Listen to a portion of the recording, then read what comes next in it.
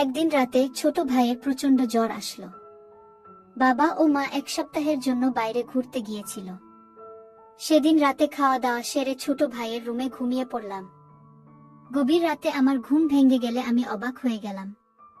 জ্বরের ঘোরে ছোট ভাই আমার সাথে যা করলো তা শুনলে তোমাদের পায়ের তলা থেকে মাটি সরে যাবে। বন্ধুরা, আশা করি আজকের গল্পটি আরো স্পেশাল হতে চলেছে, তাই গল্পটি শুরু থেকে শেষ পর্যন্ত শোনার অনুরোধ রইল। বন্ধুরা, আমার নাম রুবিনা, আমি কলেজে পড়ি। আমি একটু দুরন্ত ছুটন্ত স্বভাবের। ছেলেদের মতো হই হুল্লোড়, বন্ধু বান্ধবীদের সাথে আড্ডা দেওয়া, ঘুরে বেড়ানো এসব করতে ভালোবাসি।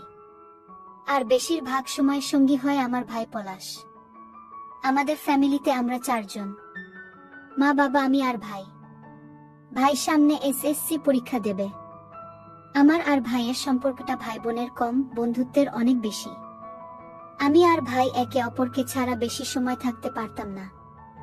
আমাদের মধ্যে ঝগড়া হতো, তবে সেটা বেশি সময় স্থায়ী হতো না, আবার মিটে যেত। গরমের জন্য আমি বাড়িতে সবসময় ফ্রক পরে থাকি। আমি খেয়াল করে দেখেছি পলাশ কথা বলতে বলতে তাকিয়ে আমাকে দেখতে থাকে। পলাশ সে ঘুড়ি ওড়াতে ভালোবাসে।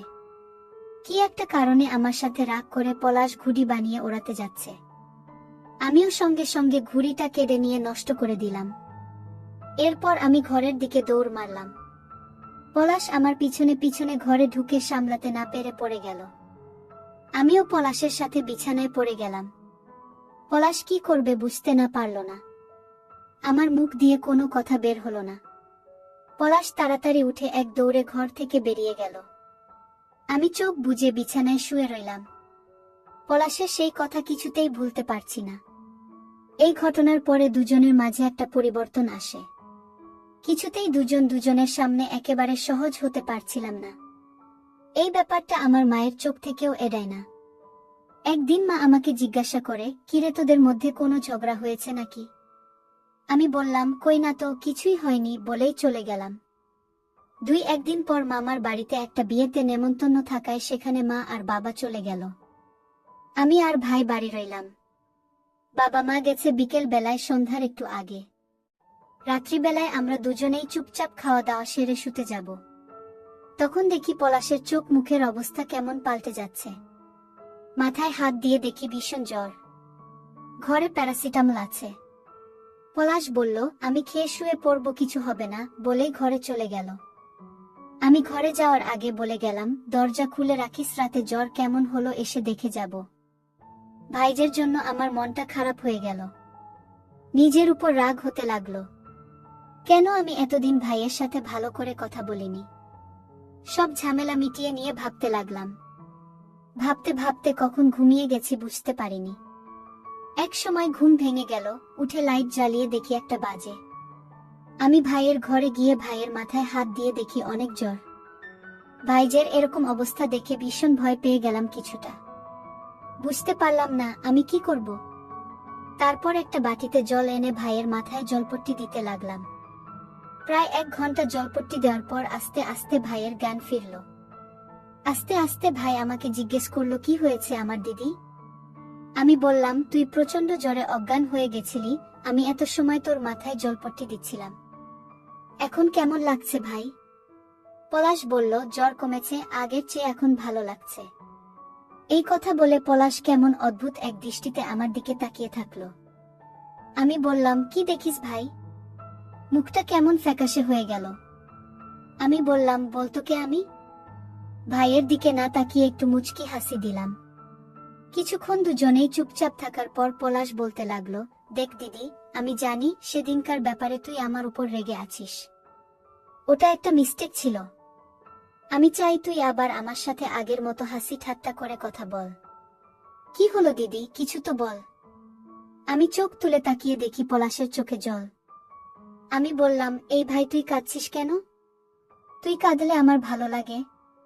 পলাশের জ্বর ও কান্নার জন্য কথা বারবার আটকে যাচ্ছিল। তবুও বলল, তুমি জানো দিদি, এই কটা দিন আমার কেমন কষ্টে কেটেছে। তোমার সাথে আর কিছুদিন কথা না বলতে পারলে আমি দম বন্ধ হয়ে মারা যেতাম। আমার চোখেও জল টলমল করছে। বললাম, ভাই এমন কথা আর কখনো মুখে আনবে না। তুই ছাড়া আমি কিভাবে থাকব বল। এই কথা বলতে বলতে আমার চোখ দিয়ে জল গড়িয়ে পড়তে লাগলো। আমার ভাইটা বলে পলাশকে ধরলাম। নিজেকে আর ধরে রাখতে পারছি না। হঠাৎই পলাশ বলল, অনেক রাত হয়েছে দিদি, শুয়ে পড়ো এবার। আর রাত জাগিছে না। প্রথমে আমি কি করব বুঝে উঠতে পারলাম না। তারপর বললাম, ঠিক আছে, আমি তোর ঘরে শুয়ে পড়ছি। রাতে যদি আবার কোনো অসুবিধা হয়। পলাশ বলল, না দিদি, কোনো অসুবিধা হবে না, তুমি তোমার ঘরে গিয়ে শুয়ে পড়ো। আমি একটু রাগ করে বললাম, খুব বড় হয়ে গিয়েছিস তাই না? যেটা বলছি সেটা শোন। পলাশ আর কিছু না বলে অন্যদিকে মুখ ঘুরিয়ে শুয়ে পড়ল। আমিও শুয়ে পড়লাম। আমি শুয়েছিলাম, কিন্তু আমার ঘুম আসছিল না। আমি ভাইয়ের কথাগুলো ভাবছিলাম। ভাবতে ভাবতে একটু চোখ দুইটা লেগে এসেছিল। আমার গরমে ঘুম ভেঙে গেল। পলাশ ঘুমের ঘরে কেমন অদ্ভুত আচরণ করছে। আমি কিছু বলছি না দেখে ভাইয়ের সাহস আরো বেড়ে গেল। আমি আর কিছু বলতে পারলাম না। ভাইয়ের আচরণ সেই শুরু থেকে কেমন লাগছিল। মনে হচ্ছিল আমার চিরপরিচিত ভাই না, হয়তো জ্বরের ঘোরে এমনটা করছে। ব্যাপারটা আমি বুঝতে পারছি। ভোরবেলায় ঘুম ভাঙলো, ভাবলাম ভাইয়ের উপর রাগ করব না কি করব বুঝে উঠতে পারলাম না। রাগ, আনন্দ, অভিমান, ভালোবাসা সবকিছু মিলিয়ে এক অদ্ভুত রকমের অনুভূতি হতে লাগলো। এরপর প্রায় এক সপ্তাহ কেটে গেছে। আরো কিছুদিন পর হঠাৎ করে একদিন পলাশ আমাকে এসে বলল, দিদি, আমি তোমাকে ভালোবাসি। সেদিনের জন্য আমি দুঃখিত দিদি। ঝড়ের ঘোরে অনেক বড় ভুল করে ফেলেছি। ভাইয়ের দিকে তাকিয়ে আমারও ভীষণ মায়া লাগছিল।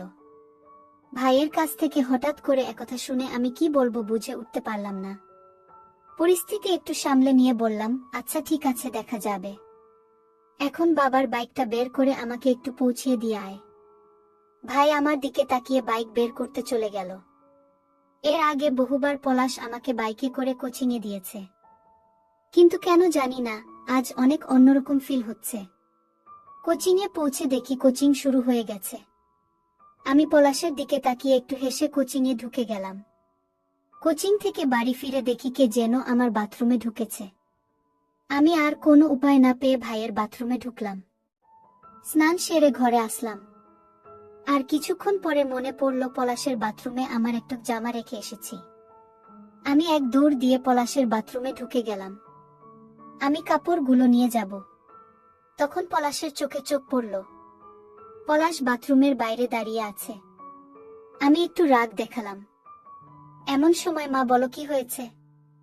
পলাশ এমন চেঁচিয়ে উঠল কেন? আমি বললাম, তোমার ছেলের তো কোনো কাজ নেই, সবসময় আমার সাথে ঝগড়া করে। মা বলল, তোরা দুজনে মিলে কি যে করিস আমি বুঝি না। আবার দুজন এক সেকেন্ডও আলাদা থাকতে পারিস না। পরদিন দিদিমার শরীর খারাপ হওয়াতে মা বাবা দুজনেই দেখতে গেল। সন্ধেবেলায় আমিও পলাশ দুজনে বসে টিভি দেখছিলাম। হঠাৎ পলাশ বলে উঠল, দিদি, একটু চা করো না, চা খাবো। আমি বললাম, আচ্ছা ঠিক আছে, টিভি দেখে আমি চা করে আনছি।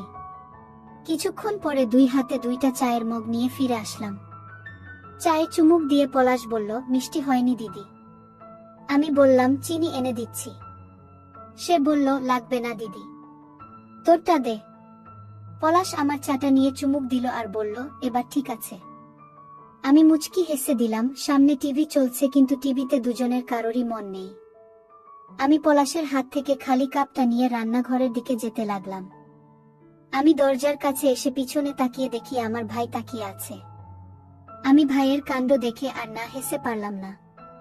পরের দিন সকাল থেকে আকাশটা মেঘলা, যে কোনো সময় বৃষ্টি নামবে। পলাশ টিউশনে গিয়েছিল, এখনো বাড়ি আসেনি। অন্যদিন এত সময় বাড়িতে চলে আসে। আমার একটু টেনশন হচ্ছিল, সে বৃষ্টিতে ভিজে যায় যদি। আমি পলাশের কাছে ফোন করলাম, কিরে পলাশ, কোথায় তুই? মেঘ করেছে, বৃষ্টি নামবে, তাড়াতাড়ি বাসায় আই। তোর থেকেও অনেক বেশি মেঘ করেছে দিদি আমার। আমি একটু হেসে বললাম, আর কাব্য করতে হবে না, তাড়াতাড়ি বাসায় আই। দিদি, তোমার আদেশ কি আমি অমান্য করতে পারি? সকাল একটা নাগাদ ঝমঝম করে বৃষ্টি নামলো। এর মধ্যে পলাশও বাড়ি ফিরেছে। আমি বেলকুনিতে দাঁড়িয়ে বৃষ্টি দেখছিলাম। আমার পিছনে এসে পলাশ চুপচাপ দাঁড়িয়ে আছে। কিছুক্ষণ পর পলাশ আমাকে বলল, চলো না দিদি, আজকে আমরা বৃষ্টিতে ভিজি। আমি বললাম, চল ভাই, আমারও ভিজতে ইচ্ছে করছে। দুই ভাই বোন ছাদে চলে গেলাম। ছাদে গিয়ে দুহাত দুদিকে মেলে চোখ বন্ধ করে আকাশের দিকে তাকালাম। হঠাৎ শুনতে পেলাম পলাশ গান গাইছে। এক গুচ্ছ গোলাপ হাতে, ভিজতে চাই তোমার সাথে। চোখ মেলে তাকিয়ে দেখি পলাশ সত্যি সত্যি এক গুচ্ছ গোলাপ হাতে করে হাঁটু গেড়ে আমার সামনে বসে গান গাইছে। আমি জীবনে এতটা খুশি ও এতটা অবাক কখনো হয়নি। খুশিতে চোখে জল চলে আসলো আমার। আমার আনন্দ অশ্রু বৃষ্টির সাথে মিলেমিশে একাকার হয়ে গেল। হাত বাড়িয়ে পলাশের কাছ থেকে গোলাপের গুচ্ছটা নিলাম। পলাশ উঠে দাঁড়ালো। এই বৃষ্টি যেন আজ আমার রূপ পলাশের চোখে আরো বহু গুণ বাড়িয়ে দিয়েছে। আমি বললাম, বৃষ্টিতে ভিজে গেলি, ঠান্ডা লেগে যাবে, রুমে চল, স্নান করে ফ্রেশ হয়ে নি। দুই ভাই বোন রুমে আসলাম। পরের দিন মা ফোন করে জানালো তারা বাড়িতে আসছে। বাবা মায়ের কথা শুনে আমাদের দুই ভাই বোনের মন খারাপ হয়ে গেল। আমি আর পলাশ প্ল্যান করলাম যেভাবেই হোক আমরা ঘুরতে যাব। বাবা মায়ের সাথে রাত্রে খেতে বসে বললাম, তোমরা তো অনেক ঘুরলে, এবার আমরাও ঘুরতে যাব। পলাশ ও আমার সাথে সাই দিল, কি কারণে জানি না, তবে বাবার মনটা আজ খুব ভালো ছিল। মা জিজ্ঞাসা করলো, কোথায় যাবি? আমরা দুজনেই বললাম, দার্জিলিং যাব। ঠিক হলো, আমার সবাই প্রথমে দার্জিলিং এ যাব, সেখান থেকে অন্য জায়গা। পলাশ বলল, দিদি আমরা কত লাকি, 3 দিনের মধ্যে আমাদের ঘোরার প্ল্যান হয়ে গেল। ভ্রমণের জন্য হালকা কেনাকাটা আর গোছগাছ শুরু করলাম আমরা। বাবা মার জন্য একটা লাগেজ আর পলাশ ও আমার একটা লাগেজ। মা চলে যেতেই পলাশকে বললাম, যা তো এখন, আমাকে ঠিকঠাক গোছাতে দে। ভ্রমণের সব প্রস্তুতি শেষ। বাবা হোটেলের 2টা রুম বুক করে রেখেছে। বলা হয়নি আমরা যাব বাসে করে। রাত 9টা তার বাস। আমরা 8টার মধ্যে বাস স্ট্যান্ডে চলে আসলাম। পলাশ একটা জিন্সের সাথে কালো লাল শার্ট পরেছে। ওকে সত্যি অনেক হ্যান্ডসাম লাগছে। আর আমার পরনের কুর্তি ও জিন্সের প্যান্ট। মুখে সামান্য মেকআপ। 9টা বাজতেই বাসে উঠে পড়লাম আমরা। আমাদের সিটটা মোটামুটি মাঝ বরাবর পড়েছে। সামনের সিট 2টা আমি আর পলাশ বসলাম, আর তার পিছনের সিটে বাবা মা। দুই ভাই বোন ঝগড়া করে নিলাম। জানলার পাশে বসা নিয়ে জিত আমারই হলো। কিছুক্ষণ গজগজ করে পলাশ বসে পড়ল। 9টা 15 মিনিটে বাস ছাড়বে। রাত বাড়ছে, 1000 বছরের পুরনো রাত। রাত বাড়ার সাথে সাথে একে একে নিভে আসছে বাসের ভেতরকার লাইটগুলো। জোরালো থেকে ফিসফিসের পর্যায়ে এসে এখন প্রায় থেমে এসেছে ভেতরকার মানুষজনের কথাবার্তা। আষাঢ় মাস, বাইরে হঠাৎ গুড়ি গুড়ি বৃষ্টি নেমেছে। ব্যাগের ভিতর পাতলা চাদর রাখা ছিল। ঠান্ডা লাগতেই ব্যাগ থেকে চাদরটা বের করে নিয়ে অর্ধেকটা নিজের গায়ে জড়িয়ে বাকিটা ভাইয়ের উপর দিলাম। আমি ভেবেছিলাম পলাশ ঘুমিয়ে গেছে, কিন্তু চাদর দিতেই ও আমাকে বলল, কি হয়েছে? বললাম, দেখছিস না কেমন ঠান্ডা পড়েছে। আমি চুপচাপ ভাবতে থাকি জীবন নিয়ে। আচ্ছা, কি ঘটবে আমাদের জীবনে? আর একটু বয়স বাড়লেই তো বাবা মা উঠতে লাগবে আমার বিয়ে নিয়ে। আমি যখন এসব ভাবছিলাম ঠিক তখনই পলাশ বলল, কি হয়েছে? আমি তখনই বাস্তবে ফিরে আসি। আমরা দুজন ছাড়া সবাই গভীর ঘুমে। পলাশের অদ্ভুত আচরণের শব্দ করে উঠলাম। পিছন থেকে মা আস্তে করে বলে ওঠে, কি রে, কি হলো? মায়ের আওয়াজ শুনে চমকে গেলাম। তার মানে মা জেগে আছে। তাড়াতাড়ি করে উত্তর দিলাম, কিছু না মা। হঠাৎ বাসের চাকা গর্তে পড়তেই ঘুম ভেঙে গেছে। মা আর কিছু বলে না। ভোর 4:30টায় আমাদের বাস থেকে নামিয়ে দেয়। মাথার উপরের বিশাল আকাশ। উপর থেকে যেন কোনো অদৃশ্য হাত একটু একটু করে টেনে সরিয়ে দিচ্ছে। কালো চাঁদের দিকে মুগ্ধ হয়ে দুই ভাই বোন তাকিয়ে থাকি আকাশের দিকে। বাবার ডাকে ধান ভাঙে আমাদের। বাবা মায়ের সাথে এগিয়ে যায় একটা দোকানের দিকে। যে তেষ্টা মেটিয়ে চায়ে চুমুক দিতে দিতে পুরো আলো ফুটে যায়। চা শেষ করে বাবা একটা গাড়ি ঠিক করলো। বাবা মা সামনে বসে আর আমি ভাই পিছনে বসলাম। রাতের গুড়ি গুড়ি বৃষ্টিতে ভিজে আছে চড়া মিশকালো পিচ ঢালা রাস্তা। এখন বৃষ্টি বা ঝড়ো আকাশ কেমন গুমোট হয়ে আছে। রাস্তার দুধারে নাম না জানা নানান রকমের গাছ। বৃষ্টিতে ধুয়ে একেবারে সবুজ হয়ে আছে পাতাগুলো। কিছু কিছু গাছে ফুটে নাম না জানা নানান রকমের ফুল। অবাক চোখে যেন সমস্ত প্রাকৃতিক সৌন্দর্য গিলতে থাকি আমরা দুজনেই। আর একটু সামনে গিয়ে চা বাগান দেখে উচ্ছ্বসিত হয়ে উঠি। আমরা দেখি সূর্যি মামা কেবল উঠি উঠি করছে। সেই সময় একদল মেয়ে মাথায় ঝুড়ি বেঁধে চলছে চা বাগানের দিকে। এই চা বাগানের সাথে জড়ানো ওদের জীবন।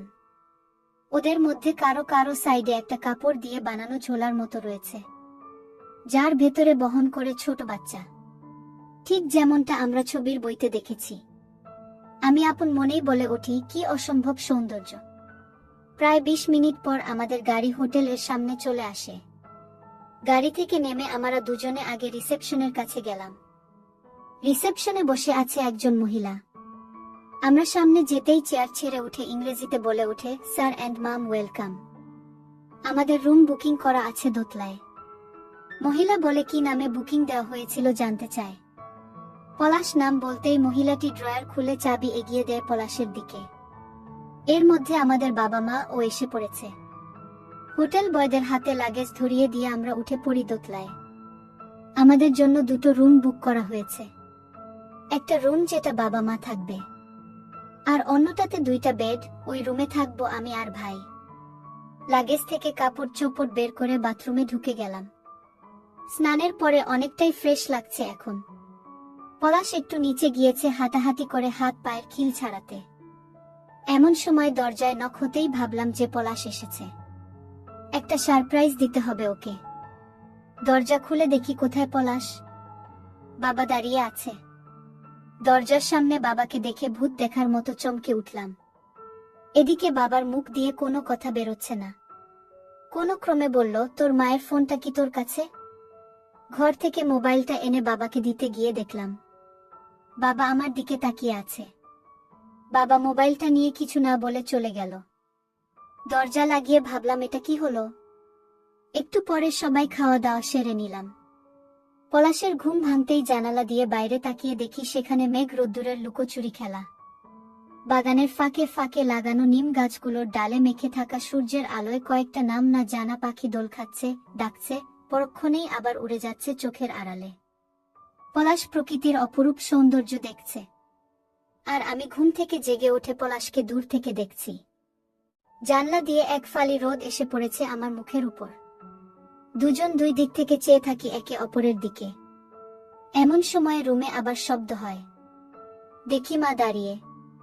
আমাদেরকে এসে বলল, হাত মুখ ধুয়ে ফ্রেশ হওয়ার জন্য দুপুরে খেয়ে ঘুরতে বেরোবেন। মা বলল, উঠে তাড়াতাড়ি করে হাত মুখ ধুয়ে ফ্রেশ হয়ে রেডি হয়ে নে দুই ভাই বোন। লাঞ্চ করে বেরিয়ে পড়ি আমরা বিশাল বড় একটা জঙ্গলে ঘেরা পার্কে আসলাম। একটু পরে আমরা টিকিট কেটে ঢুকে পড়ি পার্কের ভিতরে। ভেতরে ঢুকতেই চোখে পড়ে পথের দুধারে চেনা অচেনা নানা জাতের গাছের সারি, যার কোনোটা উঠছে আকাশ ছোঁয়ার চেষ্টায়। পথের দুপাশে ছোট ছোট পাহাড় বেয়ে ঘন ঝোপের জঙ্গল। পলাশ বাবা মাকে বলে, তোমরা ওই দিকটাতে ঘুরতে থাকো, আমরা এদিকে ঘুরছি। কেবল বেরোবার আগে একটা কল দিও, বলেই জঙ্গলের আরো গভীরে ঢুকতে থাকি দুই ভাই বোন। এই নির্জন দুপুরে গভীর অরণ্যে যেন হারিয়ে যায় আমরা।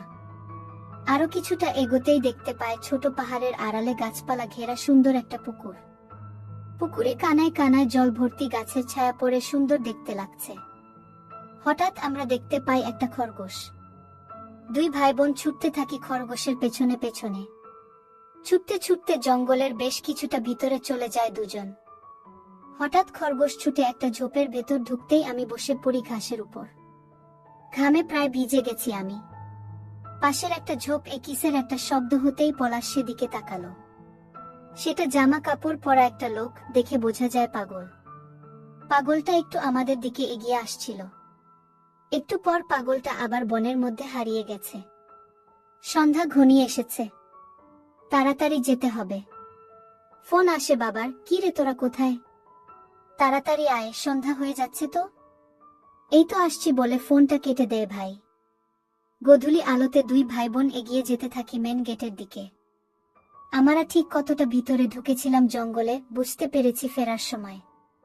ক্লান্ত শ্রান্ত হয়ে আমার পা দুইটা যেন আর চলছিল না। এদিকে বাবা মাও ফোন দিয়ে তাড়া দিচ্ছে বারবার। অজানা অচেনা পাখির সারাদিনের ভ্রমণ শেষে নিরে ফেরার, বড় বড় গাছের ছায়া আছে। সন্ধ্যা যে নিস্তব্ধতা বাড়িয়ে দিয়েছে আরো। হোটেলে ফিরে পলাশ বলে উঠে, এক কাপ চা বা কফি হলে বেশ হয় না? আমার ঘুম পাচ্ছে খুব। আজকের বিকালটা সারা জীবনের সবচেয়ে স্মৃতিমধুর একটা বিকেল হয়ে থাকবে। সত্যি প্রকৃতির মাঝে মেতে ওঠার মজা আসলেই অন্যরকম। আমরা দুই ভাই বোন মা বাবার সাথে হোটেলের রুমে চলে আসলাম। রুমে এসে ফ্রেশ হয়ে ক্লান্তিতে বিছানায় শুয়ে ঘুমিয়ে পড়লাম। পরদিন সকালে আমি ঘুম থেকে উঠে স্নান করে ফ্রেশ হয়ে পলাশকে ডাকলাম, আর কতক্ষণ ঘুমাবে? ফ্রেশ হয়ে উঠে ব্রেকফাস্ট করবি না? আমি রুমে ব্রেকফাস্ট নিয়ে যেতে বলেছিলাম, তাই রুমে দিয়ে গেছে, নিচে যেতে হবে না, উঠে ফ্রেশ হয়ে নে। ঠিক এই সময়ে দরজায় কড়া নাড়ার আওয়াজ হলো। বাইরে থেকে বাবার গলার আওয়াজ শুনতে পেলাম। দরজা খুলে বললাম, কিছু বলবে বাবা? বাবা বলল, আমি আর তোর মা বেরোচ্ছি একটু, তোরা কি যাবি? আমি বললাম, না বাবা, তোমরা যাও, আমরা যাব না। আমরা এখনো ব্রেকফাস্ট করিনি। বাবা চলে যেতেই আমি বিছানায় শুয়ে পড়লাম। শুয়ে শুয়ে ভাবতে লাগলাম। বাবা আমার দিকে তাকিয়েছিল, কেমন যেন অদ্ভুত লাগলো। তো বন্ধুরা, ভিডিওটি আজকের মতো এখানেই শেষ করলাম। পরবর্তীতে আরো সুন্দর সুন্দর গল্পতেই থাকবেন। দেখা হবে পরের কোনো নতুন ভিডিওতে, সেই পর্যন্ত সবাই সুস্থ থাকুন। ধন্যবাদ।